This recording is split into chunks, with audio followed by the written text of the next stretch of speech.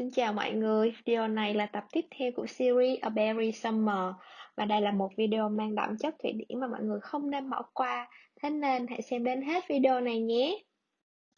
Ở phần đầu video, mình sẽ dẫn các bạn đi khám phá một ngôi làng nhỏ nằm gần thành phố mà mình sống.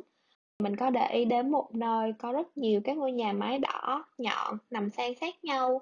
Mỗi nhà thì lại được sơn một màu khác nhau nữa chứ, nhưng mà lại tạo thành một tổng thể rất là đẹp mắt và thu hút, trông rất là hay ho.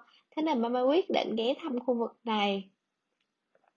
Thật ra đây chỉ là một thị trấn nhỏ thôi, nên mình nghĩ là mọi người có thể đi khám phá mọi ngóc ngách của nơi này chắc trong vòng có 10 phút.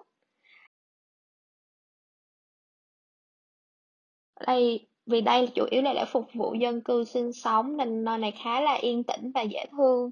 Chiều chiều thì người dân ở khu vực này họ sẽ ra ngồi ở phía trước nhà để phi ca và trò chuyện. Công nhận nơi này nhìn từ trên tàu thôi là đã thấy rất là dễ thương rồi. Đến khi mà đi xuống và đi vòng quanh thì lại càng thấy nó đáng yêu hơn nữa. Chỉ tiếc một điều là ngày hôm tụi mình đi thì tất cả các hàng quán đều đóng cửa nên là tụi mình không có nơi nào để ngồi phi ca. Thế nên chuyến đi của tụi mình chỉ có 30 phút thôi. Bù lại thì cũng đã thu về được rất là nhiều hình sống ảo rồi. Ở phần tiếp theo của video, mình sẽ giới thiệu với mọi người cách làm princess cake.